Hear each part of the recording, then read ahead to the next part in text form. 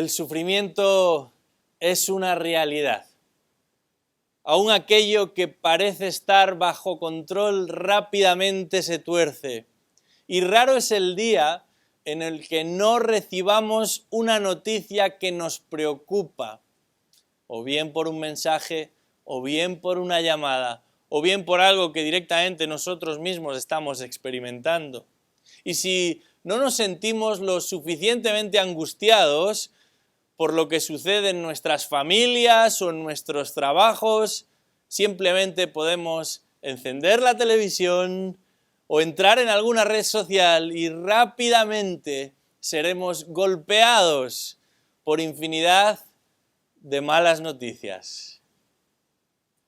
Pero gracias a Dios por ello, la palabra de Dios nos recuerda que ni estamos solos, ni nos enfrentamos solos a los sinsabores que este mundo nos supone. Y como hemos visto ya, podemos afrontar la aflicción con confianza porque responde a la providencia de Dios. Las cosas no suceden porque sí. En el organigrama de Dios, en la sabiduría y plan de Dios, no hay accidentes. Él conoce todo antes de que incluso nosotros sepamos que estamos aquí en este mundo. Dice el salmista en el Salmo 139 que aún antes de que la palabra de Dios esté en nuestra boca, Él ya la conoce toda. Y añade ese salmo precioso que aun cuando estábamos en el interior del cuerpo de nuestra madre, el Señor ya nos conocía perfectamente. De hecho, había puesto límite al número de nuestros días. Podemos afrontar la aflicción con confianza porque revela la paciencia de Dios.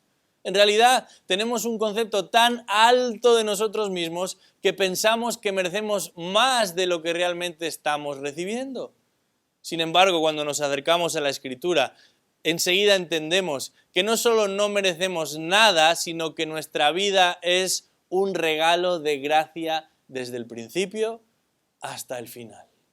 El Señor muestra su gracia para con los injustos, permitiendo que el sol salga cada mañana y que la lluvia llegue a su lugar, pero de una manera particular va a mostrar su gracia para con sus hijos, enviando a su Hijo Jesucristo, el primogénito de entre todos los creyentes, dice la Escritura, para que Él venga a redimir, a salvar, a dotar de una herencia incorruptible, inmarcesible, que no se estropeará ni se marchitará, a todo aquel que pone su confianza en Cristo por medio de la obra del Espíritu Santo. Qué bendición saber esto aún en medio de la aflicción. El Señor es paciente para con nosotros. Sus misericordias son nuevas cada mañana. Pero además podemos afrontar la aflicción con confianza porque en realidad lo que sucede cuando sufrimos es que se ratifica la palabra de Dios.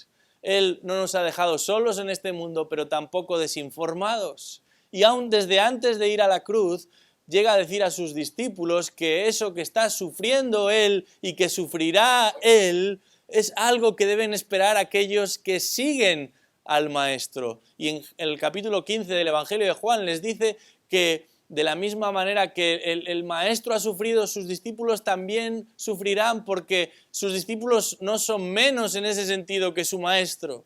Y es interesante que está ligada la conexión de los discípulos para con su Señor, versículos un poquito antes, cuando se habla de Jesús como la vid verdadera, ¿verdad? Y Jesús les dice, fuera de mí, apartados de mí, nada podéis hacer. Contamos con la presencia de Cristo, Él es nuestro escudo y al mismo tiempo nuestra bandera. Pero de la misma manera que podemos refugiarnos en las verdades del Evangelio, sabemos también que estando en Cristo nos sumergimos también en los sufrimientos de Cristo. No para salvación, la obra de Cristo es perfecta, es segura, está terminada exitosamente, pero sí para progresar, y por eso Jesús también les dirá a sus discípulos, tomad vuestra cruz cada día y seguidme a mí. Cuando experimentamos aflicción y particularmente por el nombre de Cristo, lo único que sucede es que la palabra de Dios es confirmada. ¡Qué bendición! Que Dios siempre dice la verdad. Y no solamente cuando las cosas van bien, sino cuando las cosas aparentemente no van tan bien, podemos confiar en que Dios es fiel, verdadero y siempre afirma lo que es, sin ocultar, ni manipular, ni engañar. Pero además podemos afrontar la aflicción con confianza porque cuando la atravesamos observamos que aún en la aflicción está presente la protección de Dios. La aflicción refleja la protección de Dios. Y nos deteníamos por un instante en el Salmo 23 y observábamos que aún en ese valle de sombra de muerte, dice el texto, tú estarás conmigo. Jesús, antes de partir al cielo, les dice a sus discípulos, yo estoy con vosotros todos los días hasta el fin del mundo. Esa es la seguridad que tenemos como creyentes, que ni siquiera en los momentos más difíciles el Señor se aleja de nosotros y como si de una torre fuerte se tratase, nos protege, nos rodea, nos cobija. Pero como decíamos, hay 4 elementos más. Estos podrían ser suficientes a la hora de sentirse reconfortados, pero el Señor es tan lleno de misericordia que su palabra nos provee aún de elementos singulares, significativos, que nos van a ayudar a enfrentar el sufrimiento, la aflicción con garantías. Y el siguiente, el número 5 es el siguiente. La aflicción del cristiano le permite probar su fe. Para el cristiano la aflicción es una oportunidad para probar su fe.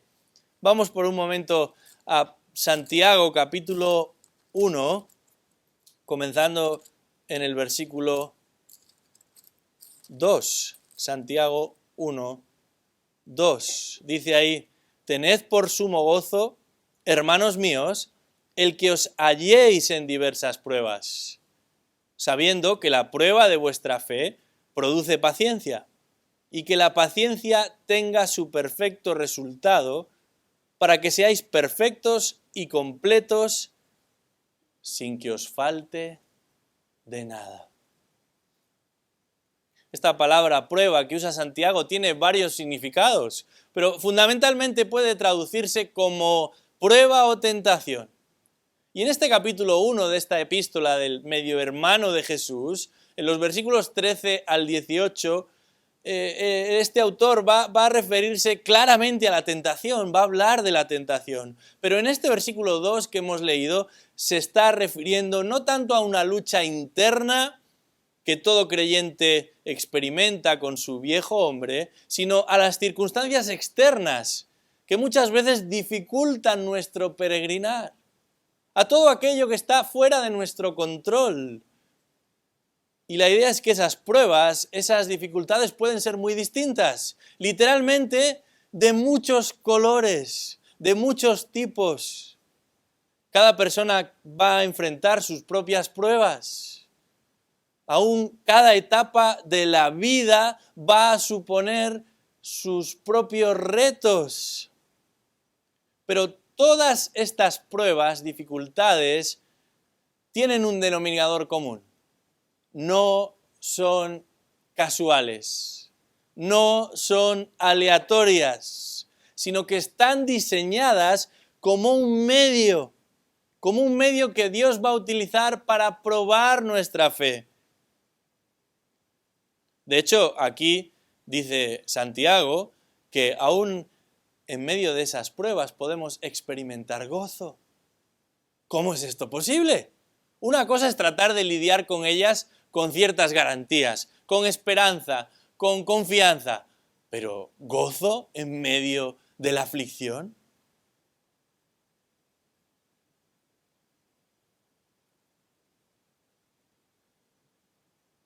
Jesús dice en un tono muy cariñoso, hermanos míos.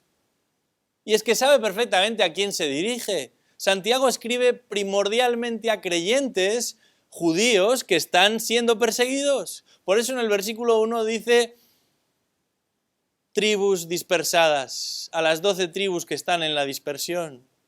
Solamente 15 años después de la resurrección de Cristo, el cristianismo había empezado a extenderse a lo largo del Imperio Romano, pero no a cualquier precio. Los creyentes estaban siendo acusados falsamente, exiliados, expulsados, ajusticiados. Algunos de los apóstoles ya han sido martirizados, entre otros Santiago, el hermano mayor de Juan. Y aún en medio del dolor, aún en medio de la pérdida, aún en medio del sufrimiento más extremo, Santiago dice: tened por sumo gozo cuando os halléis en diversas pruebas. Pero fijaos, esa palabra tener es un imperativo. En otras palabras, es un mandato, no es una opción, es una obligación. Santiago está diciendo que el creyente debe considerar como un gozo atravesar ciertas pruebas. Santiago no está diciendo que tenemos que sentir gozo o alegría en medio de las dificultades, porque no tiene que ver con sentir, no tiene que ver con percibir con los sentidos, sino con pensar, con considerar lo que está sucediendo a la luz de la palabra de Dios.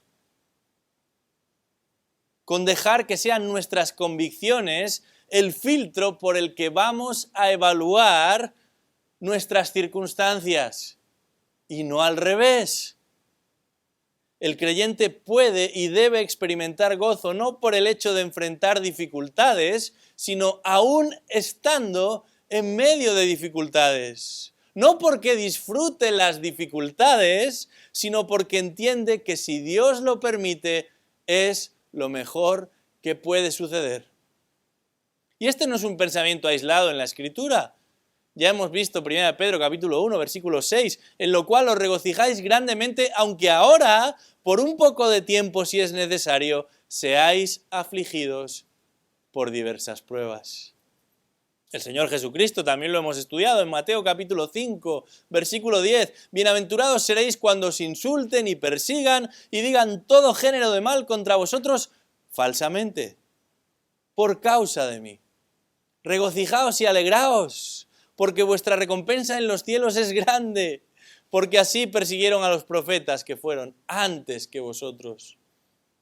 Esta es una reacción sobrenatural. El gozo es algo sobrenatural, es parte del fruto del Espíritu, es el resultado de la obra activa del Espíritu Santo en la vida del creyente. Por eso Santiago está escribiendo a hermanos en Cristo, no a cualquiera que pasa por ahí. Y es que en la medida que dejamos actuar al Espíritu Santo en nuestra vida, estaremos en mejor condición para enfrentar las pruebas.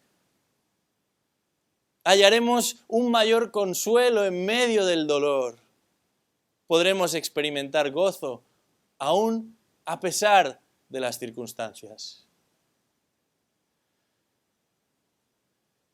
Uno de los recursos preciosos que encontramos en Cristo es el poder experimentar consuelo en medio de las pruebas, hasta el punto de observar la situación como una oportunidad y no simplemente como un mal que hay que atravesar. Porque sabemos que Dios tiene un propósito para nuestras vidas y Él no ha perdido el control de nuestras vidas. De hecho, en el capítulo 3 encontramos en el capítulo 1, versículo 3 de Santiago, encontramos la lógica, la razón de ser de este mandamiento del discípulo de Cristo. Dice ahí: sabiendo que la prueba de vuestra fe produce paciencia. Y este saber al que se refiere Santiago no se trata de conocimiento teórico, de uno que ha leído un libro sobre otro país y ya se siente que ha estado allí. No. Se trata de alguien que ha visitado el país de la prueba. Tiene que ver con algo que se ha aprendido por medio de la experiencia, por medio del examen al que nuestra fe es sometida continuamente. Podemos llegar a confirmar que realmente somos hijos de Dios, que verdaderamente le pertenecemos a Él, que nuestra profesión no es resultado de un estado mental, que nuestra condición no es una reacción más o menos natural a ciertas circunstancias. No. Cuando somos probados y aprobados en medio de la prueba, no solamente experimentamos gozo, sino que confirmamos que el Evangelio nos ha alcanzado y nada ni nadie nos separarán de su mano. Hace ya varios siglos, el pastor puritano Thomas Manton dijo en una ocasión: el valor de un soldado nunca se conoce en tiempos de paz. Lo mismo diría Spurgeon acerca de la construcción de los barcos. ¡Qué bueno que puedan realizar hermosos barcos en los astilleros!, decía el predicador inglés. Pero nunca sabremos cuán buenos son los barcos hasta que estén en el mar y la tormenta asole. Entonces sí, podremos confirmar que verdaderamente esos eran buenos barcos. Estamos en verano y los estudiantes se sienten libres. Han dejado sus mochilas y hasta septiembre algunos de ellos no intentarán recuperarlas. Pero que nadie se descuide demasiado porque el curso está a la vuelta de la esquina. De hecho, aún en verano siguen los debates acerca de la educación e incluso de cuál debería ser el lugar que han de ocupar los exámenes. Algunos piensan que, por ejemplo, eso de memorizar forma parte de un oscuro pasado. Otros opinan que evaluar la realidad del estudiante en base a una prueba final no nos ofrece la verdadera medida de lo que han ido aprendiendo a lo largo del curso. Pero lo que es indiscutible es que por medio de ciertas tareas, de ciertos ejercicios, de ciertas dinámicas, uno confirma que conoce la materia, que la ha interiorizado, que progresa adecuadamente. Lo mismo sucede con la fe. Las crisis nos desnudan, revelan quiénes somos, qué creemos, pero también qué queremos verdaderamente. Y sobre todas las cosas, si somos del Señor o no. A medida que enfrentamos las dificultades, la fe del Hijo de Dios se fortalece. Las pruebas producen paciencia en la vida del creyente, porque la fe genuina es una fe que persevera, es una fe que se mantiene firme en medio de las tormentas de la vida. Es una fe que ha sido grabada en piedra y nadie la puede borrar. Las pruebas son una fuente de confianza para el creyente porque nos ayudan a confirmar que somos de Él. Él nos ayuda a mantenernos firmes en medio de las dificultades. Él ha prometido que habiendo comenzado la buena obra en el creyente, la perfeccionará hasta el día de Jesucristo. Y cuando perseveramos, cuando aprobamos en medio de la prueba, entonces estamos mostrando que corremos bien y que sabemos a dónde vamos. Cuando uno entiende que las pruebas son un instrumento en las manos de Dios, las pruebas son un medio que nos permite confirmar nuestra pertenencia a Cristo. Son una herramienta para nuestra propia santificación. Y en ese momento nuestra perspectiva cambia y ya no las vemos igual. Y la promesa que encontramos en este versículo 4 de Santiago 1 termina por convertir a la prueba, a la aflicción, al sufrimiento en algo verdaderamente digno, algo valioso. Dice ahí que la paciencia tenga su perfecto resultado, para que seáis perfectos y completos sin que os falte de nada.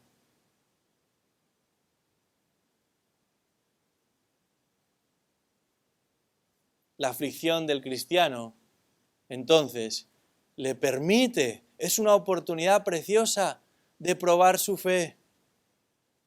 De probar su fe. Pero continuamos avanzando y nos encontramos con lo siguiente. La aflicción del cristiano le permite también progresar en su fe. Este sería el punto número 6. La aflicción del cristiano le permite progresar en su fe. Porque el objetivo final en la vida del creyente no es simplemente el gozo o la paciencia o el sentirse seguros o confiados, sino que dice la Biblia que el objetivo final no es otro que ser hechos perfectos en Cristo Jesús.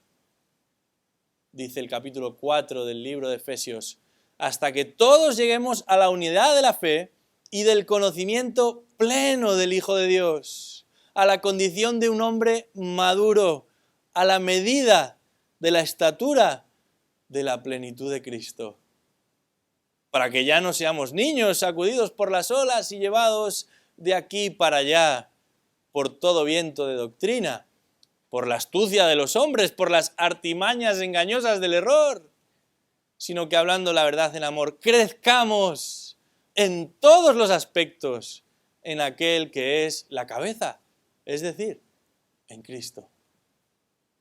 Yo te pregunto en esta mañana, ¿estás creciendo de esta manera?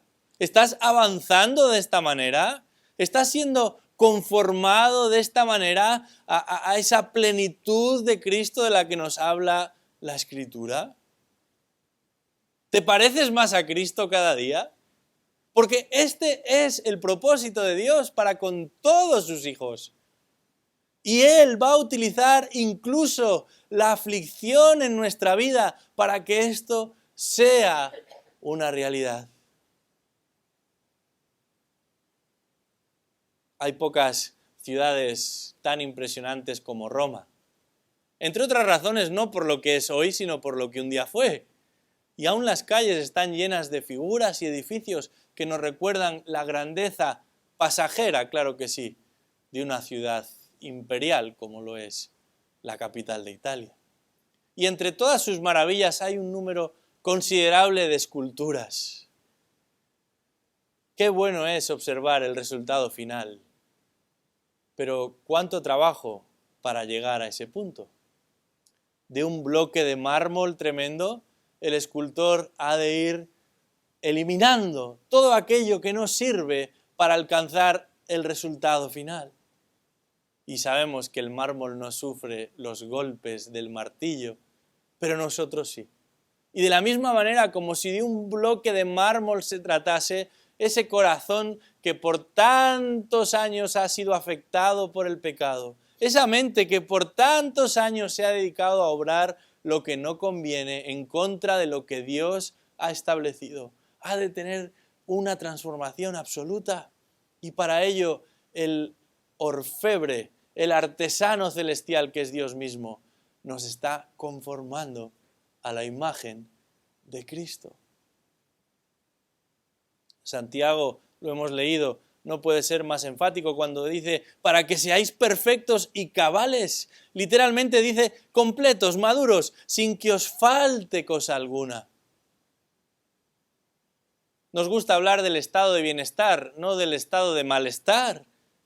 El objetivo para muchos hoy es poder vivir sin conflictos, sin sobresaltos, sin dificultades. Pero la Biblia nos enseña que la aflicción no es algo necesariamente a evitar o de lo que escapar.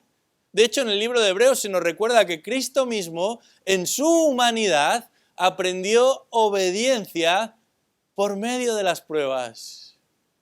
Dios quiere usar las pruebas para refinarnos, para purificarnos, para perfeccionarnos. Dios quiere hacer de nosotros hombres y mujeres maduros. Y va a utilizar cualquier medio para alcanzar ese fin.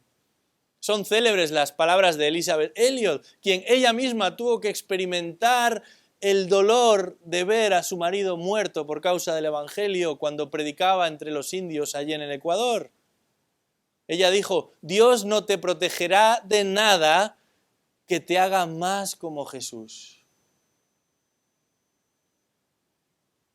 A.W. Tozer lo explicó de esta manera. Resulta muy dudoso que Dios vaya a bendecir a un hombre grandemente si no lo ha herido primero grandemente.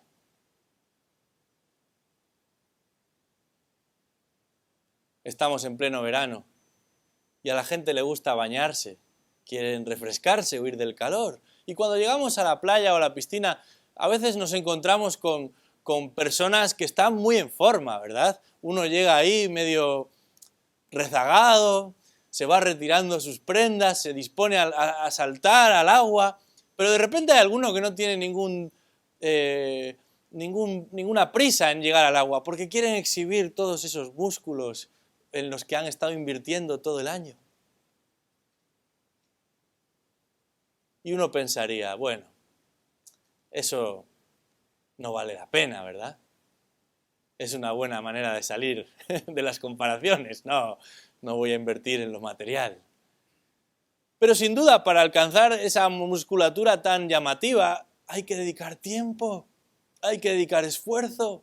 Esos atletas que compiten en estos días en los mundiales de atletismo se han estado preparando y las capacidades que han llegado a alcanzar no son resultado de simplemente su deseo, de su interés.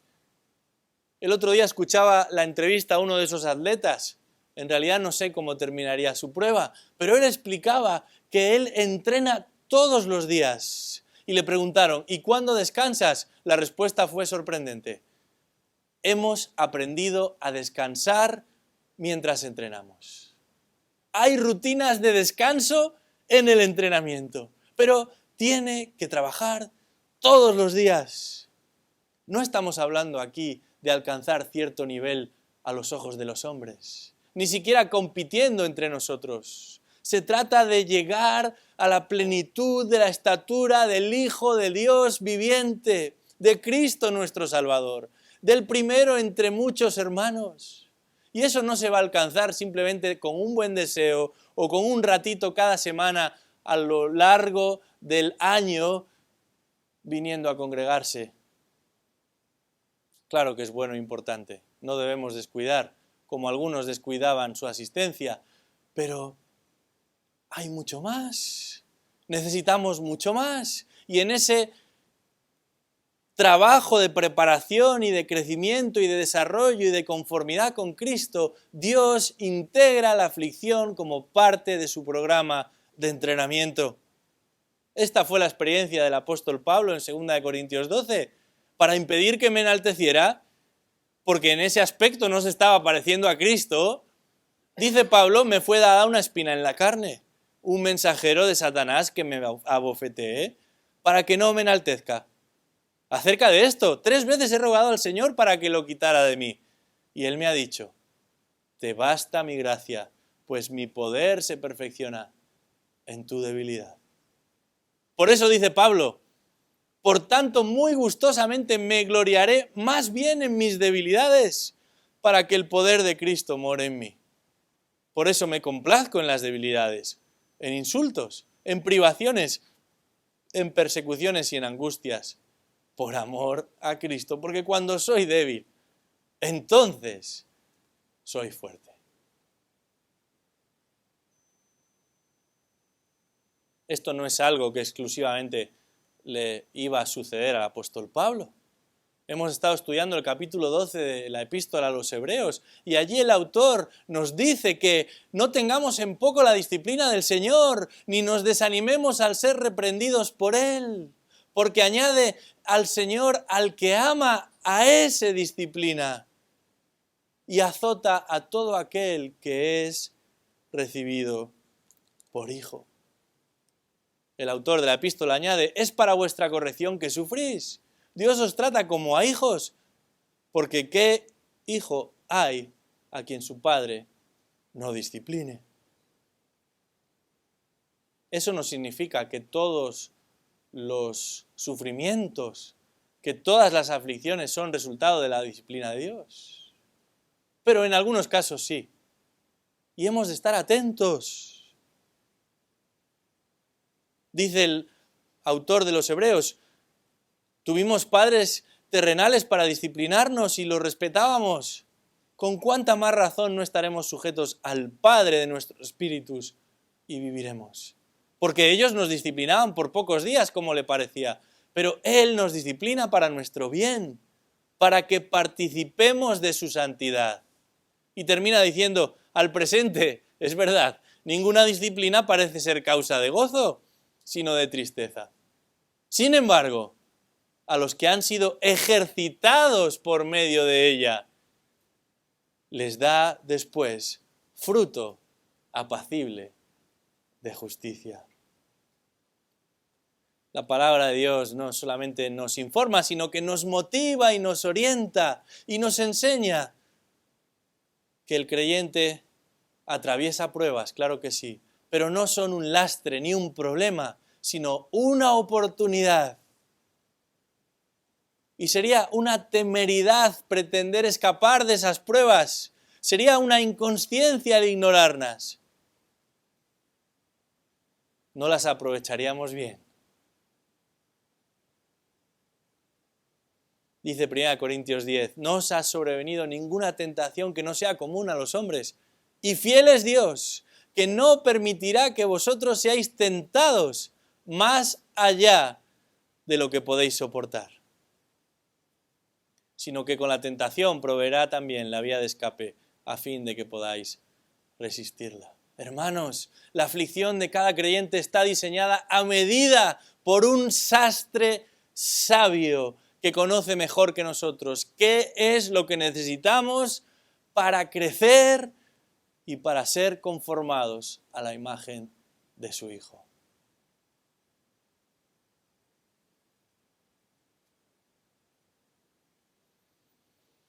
Tenemos que avanzar.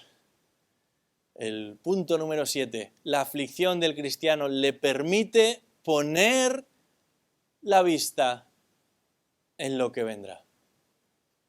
Poner la vista en lo que vendrá.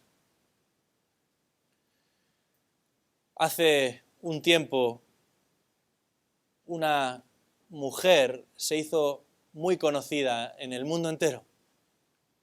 Había descubierto y estaba investigando cómo trabajar ciertas células del organismo para que éstas envejecieran mucho más despacio. Y ella misma se estaba atribuyendo todos esos medicamentos, los estaba usando en su propio cuerpo. Así que esta persona que superaba ya los 50 años salía en diferentes publicaciones y uno podría pensar que tendría la mitad, mucho más joven. Y decía que el objetivo de su tratamiento no simplemente era sentirse joven o evitar determinadas enfermedades, sino poder alcanzar la posibilidad de vivir el mayor tiempo posible. No es la única persona que está trabajando en esto. Desde hace un tiempo hay científicos en distintas partes del mundo que consideran que la extensión, la esperanza de vida del ser humano puede ser prolongada muchísimo más allá. Y están trabajando para ello. No se quieren morir. Les gusta este sitio demasiado como para abandonarlo. Sin embargo, cuando el creyente afronta la aflicción, el sufrimiento, las pruebas, las dificultades, es despertado de un sueño peligroso, de un adormilamiento sutil, de una comodidad muchas veces paralizante. Porque algunos, como aquel viejo Ezequías, tienen su vista puesta en el aquí y en el ahora, y la idea de dejar este mundo les atemoriza. Aquel rey que había sido fiel, en el momento en el que descubre que está enfermo de una enfermedad terminal, ora contundentemente, clama a Dios y pide que sea, por favor, su vida extendida. No se quería morir. El Señor responde a la oración y concede 15 años más de vida. Qué terrible fueron esos años. En lugar de haber perseverado hasta el final, sirvieron para alejar su corazón del Señor y fueron muy mal aprovechados. Hermano, hermana, si eres del Señor, este mundo no es tu hogar. Estamos de paso, somos peregrinos, somos embajadores que aspiramos a algo mucho mejor.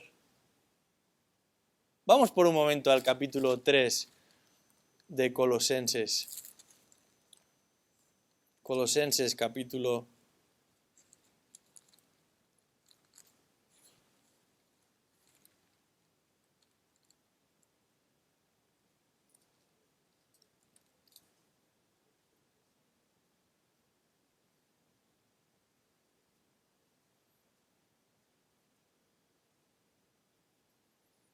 Colosenses capítulo 3. Dice ahí: si habéis pues resucitado con Cristo, buscad las cosas de arriba, donde está Cristo sentado a la diestra de Dios. Poned la mira en las cosas de arriba, no en las de la tierra, porque habéis muerto y vuestra vida está escondida con Cristo en Dios. Cuando Cristo, nuestra vida, sea manifestado, entonces vosotros también seréis manifestados con Él en gloria. Los que han sido trasladados a esa esfera por la obra de Cristo ya no viven como lo hacían antes. Sus metas son otras. Sus deseos son otros. Sus estándares son otros. Sus expectativas son otras. El éxito, el placer o simplemente la autopreservación ya no son lo primero en nuestra lista. Pablo quiere que los colosenses y también nosotros tengamos presente esta idea y dirige su mente a un mismo lugar, las cosas de arriba. Por eso dice buscad. Y este verbo podría traducirse de esta manera: perseguid, anhelad, continuamente tratar de llegar, constantemente buscar las cosas de arriba. Y a veces algunos han caracterizado el Evangelio y presentan a los hombres como si fueran casi detectives a lo largo del universo tratando de encontrar a Dios, como si se hubiera perdido. Pero este texto nos recuerda que solamente los que han resucitado en Cristo pueden consecuentemente buscar las cosas de arriba. Solamente aquellos que han sido vivificados, que han recibido nueva vida en Cristo, pueden vivir espiritualmente. Y ese buscar las cosas de arriba no tiene que ver con perseguir cierto nivel espiritualoide. Muchos cristianos hoy tratan de experimentar sensaciones y toda su fe se basa en esas sensaciones. Piden a Dios que les conceda sueños, bautismos, visiones, movimientos estrafalarios, habilidades lingüísticas desconocidas. Y sin embargo, Pablo no les dice a sus lectores que busquen experiencias espirituales raras, extrañas, ambiguas, difíciles de explicar. El apóstol, sin embargo, exhorta a los colosenses a perseguir activamente las cosas de arriba y a continuación va a clarificar qué son estas cosas de arriba que deberían ocupar nuestra mente, especialmente en el tiempo de aflicción. Dice ahí que ese lugar es donde Cristo está, sentado a la diestra de Dios. Pablo habla de arriba para referirse al lugar en el que Cristo se encuentra. El Cristo resucitado está a la diestra del Padre. Vive exaltado en el lugar de máximo honor y excelencia. Y esto no es algo menor, porque su presencia en ese lugar garantiza que un día nosotros también resucitaremos. El sufrimiento de Cristo no marcó el final de su tiempo aquí en la tierra. Nuestro sufrimiento tampoco será el final de nuestro tiempo aquí en la tierra. El texto continúa y en el versículo 2 insiste de nuevo en la misma idea con un contraste. Un contraste, dice ahí: poned la mira en las cosas de arriba y no en las de la tierra. Pero no significa esto que entonces hay una parte espiritual que es buena y una parte material que es mala, porque ambas esferas pertenecen al Señor. Justo unos versículos atrás, el apóstol ha criticado duramente a todos aquellos que trataban de imponer normas y reglas. Y al final del capítulo 2 dice: si habéis muerto con Cristo a los principios elementales del mundo, ¿por qué, si aún como vivierais en el mundo, os sometéis a preceptos tales como no manipules, no gustes, no toques, según los preceptos y enseñanzas de los hombres? No está pensando en ese contraste como si lo espiritual es bueno y lo material es malo. No. Jesús está pensando de otra manera. Él mismo va a advertir a la multitud en un momento determinado que no hemos de afanarnos por lo que nuestros ojos pueden ver, por lo que nuestro corazón pueda desear, sino que hemos de buscar primeramente el reino de Dios y su justicia. Y esa es la misma palabra que Pablo emplea aquí para buscar. Buscar primero el reino de Dios es buscar las cosas de arriba. Cuando vivíamos bajo el dominio, bajo la esclavitud del pecado, buscábamos satisfacer nuestros deseos carnales. Vivíamos por y para nosotros. Dicho de otra manera, por y para nuestros pecados. Pero el hombre que ha sido redimido por Cristo busca, persigue, anhela algo mucho mejor. No se conforma con lo perecedero. No dedica su tiempo y su energía a aquello que hoy es y mañana no es. Ni siquiera a cuidar o preservar su cuerpo como si eso fuera todo lo que nos espera. Claro que debemos ser diligentes. Claro que debemos cuidar aquello que el Señor nos ha dado. Somos mayordomos de lo que Dios nos da. Pero recordad lo que dice Pablo escribiendo a Timoteo. El ejercicio físico de poco aprovecha. Aprovecha, aunque poco, si lo comparamos con el ejercicio de la piedad. Y el texto insiste, poned vuestra vista en las cosas de arriba. Y la idea aquí es la de considerar con atención, la de examinar cuidadosamente. El que ha resucitado con Cristo no es alguien que simplemente deja de hacer cosas malas, pero tampoco se conforma con lo que sus ojos pueden ver o su corazón anhelar. El cristiano ejercita, cultiva y dirige su mente y su corazón a aquello que no perecerá jamás. Y esa es su esperanza en Cristo. Algunos contemplan la salvación como el final de la carrera, pero es solamente el principio. El creyente pone su mira en las cosas de arriba. Hace sus tesoros en el cielo y no en la tierra, porque es allí donde quiere estar. Por eso, aun cuando sufrimos, y especialmente cuando sufrimos, hemos de vivir con una perspectiva celestial. Esa es nuestra prioridad. Pablo habla, por un lado, en términos de posición presente y describe al cristiano como uno que está muerto al sistema de este mundo, pero vivo en el Señor. Nuestra vida está escondida en Cristo, dice Pablo en el versículo 3 de Colosenses 3, porque nuestra salvación es segura. La obra de salvación fue completamente consumada por Cristo. Y hoy, ahora, desde ese momento y en este momento, disfrutamos de comunión con Él. Estamos en Cristo, unidos a Él de una manera indisoluble. Cristo es nuestra vida, Cristo es todo lo que somos y todo a lo que aspiramos. Dice 1 Pedro 5, versículo 10.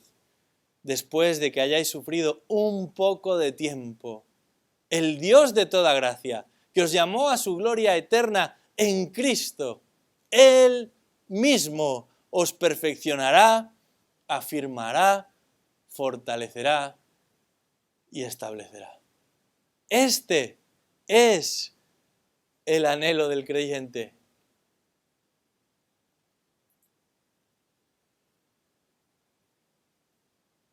Hemos visto 3 razones por las que usar bien este tiempo de aflicción.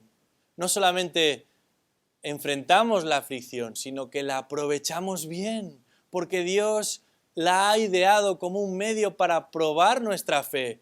Y eso es algo importante. Necesitamos confirmar que estamos caminando bien. Pero además Dios ha ideado la aflicción para que podamos de alguna manera perfeccionar nuestra fe, conformándonos a la imagen de Cristo. Y también, como acabamos de observar, Él utiliza la aflicción para que podamos fijar nuestra vista en lo verdaderamente importante y no nos confundamos, no nos despistemos, no nos durmamos como algunos hacen. Hay un elemento más, pero me temo que sería una temeridad tratarlo ahora mismo. No quiero perder la oportunidad de dedicar el tiempo que le corresponda, así que lo vamos a dejar para la próxima ocasión. La aflicción es una realidad también para los cristianos, pero dice la Escritura que no la afrontamos solos. Dice Filipenses 4:7, la paz de Dios, que sobrepasa todo entendimiento, guardará vuestros corazones y vuestras mentes en Cristo Jesús. Y no son políticos ni científicos los que con su mejor deseo o no tan buen deseo nos dicen esto. Ni siquiera un padre o una madre siempre preocupados por el bien de sus hijos. Es Dios el que promete, es Dios el que se compromete, es Dios el que nos asegura que si acudimos a Él, entonces su paz estará con nosotros. El texto dice la paz de Dios y se nos aclara la fuente, el origen de esa paz que es Dios. Este convierte a esta paz en algo único. Su paz es mucho más que la ausencia de conflicto. Es tan maravillosa que dice el apóstol que ningún ser humano puede llegar a entenderla. Sobrepasa todo entendimiento. Y lo sobrenatural de esta paz es que todo lo que nos angustia sigue todavía aquí. Todo lo que nos preocupa sigue siendo una amenaza como al principio. Nuestras circunstancias no han cambiado, pero algo ha sucedido. Dios ha intervenido. La Biblia nos dice que aquel que ha sido capaz de reconciliar al mundo consigo mismo por medio de Jesucristo es el mismo que trae paz al corazón de sus hijos. Pero la promesa es específica. Dice, la paz de Dios que sobrepasa todo entendimiento guardará vuestros corazones y vuestras mentes en Cristo Jesús. Y la idea de guardar aquí es la de un ejército protegiendo una ciudad. No solamente nos regala su presencia, sino que nos proporciona una paz que protege nuestro corazón, que protege nuestra mente, nuestros pensamientos, nos protege de nuestra propia angustia, nos protege del fruto de nuestra angustia. Nos protege de dar lugar a lo que no conviene y de recrearnos con lo que no conviene. Este es el tipo de paz que Dios ha preparado para los suyos. Jesús dijo, la paz os dejo, mi paz os doy. Yo no os la doy como el mundo la da. No se turbe vuestro corazón. Creéis en Dios, creed también en mí. Si esta mañana estás angustiado, acércate a Él. Si te sientes solo, preocupado, refúgiate en Él. No esperes más. Reconoce tu incapacidad. Confiesa tus temores, pero también tus pecados. Dice la Escritura que Él ha venido a llamar a todos los turbados y cansados para dar verdadero descanso. Vamos a orar. Señor, en este día nos sobrecoge pensar qué difícil es vivir en este mundo caído. Y sin embargo, nuestro corazón se llena de gozo y de esperanza al pensar que el Dios de los siglos está con nosotros. Te alabamos, Padre, porque no hay prueba mayor que nuestro Dios. No hay enemigo más poderoso que nuestro Salvador. No hay dolor ni angustia comparable a la gloria que nos espera.